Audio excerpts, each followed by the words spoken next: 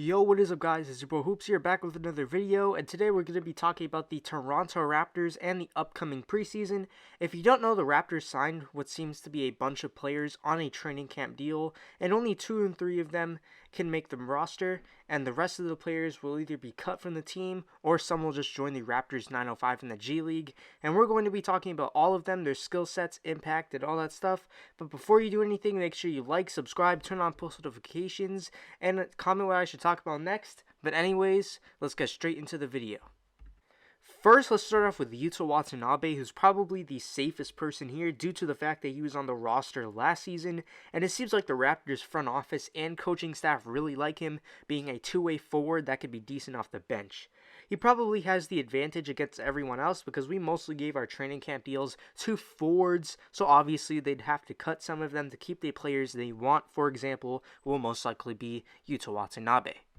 Next, we have Ishmael Wainwright, who played for the Raptors in the Summer League and seems very promising, being an aggressive player on both ends. It seems like the Raptors front office look to keep him because if you don't know, if he does stay, he'll be on the team for 2 years due to the contract he'll have if we do not cut him. And to be honest, this could be a very good pickup for us if we want to make a push for the playoffs because he's kind of like a budget PJ Tucker, but with a bigger frame. Next, we have Freddy Gillespie, who also played for the Raptors last season, being a late pickup and playing fairly good compared to our other centers, Aaron Baines. He played for the Raptors in the Summer League as well, and to be honest, he was terrible. He was probably the worst player on the floor for both teams, and he was just so bad. He missed a ton of good looks, airballed some easy shots, and was slow on both ends, and it was just flat out garbage in the Summer League. And this really impacts the decision for if he stays or not, because the Summer League is legit, unlike training camp where they just run scrimmages and other stuff to see if he'll stay or not. The preseason is almost here though, so if he does play good in the preseason, who knows what can happen. Next, we have Reggie Perry, who signed an Exhibit 10-day deal, or in other words, a training camp deal. He played for the Brooklyn Nets last season and was fairly decent in the minutes he played. I like the signing because he's a stretch big with potential to be like a Chris Boucher type of player on offense without the dunking. And if he plays good and takes advantage of the opportunities he gets, this could be a steal of a player to sign.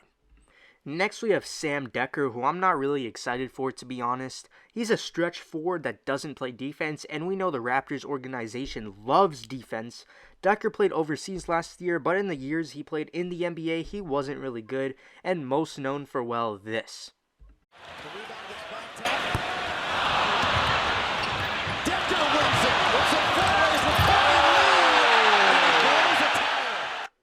All jokes aside, he probably won't stay unless he outplays everyone, but I think he won't make it because of how bad he is on defense. But his offense is probably better than anyone else on training camp deals, so you never know.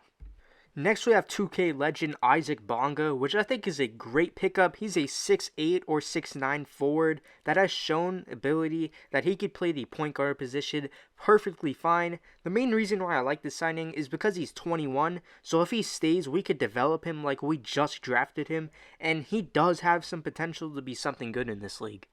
Now, I know that there's been some reports that we signed Alex Antetokounmpo on a training camp deal, but it's not like the other deals. He seems to be heading to the Raptors 905 due to the fact that we already have 20 camp spots filled.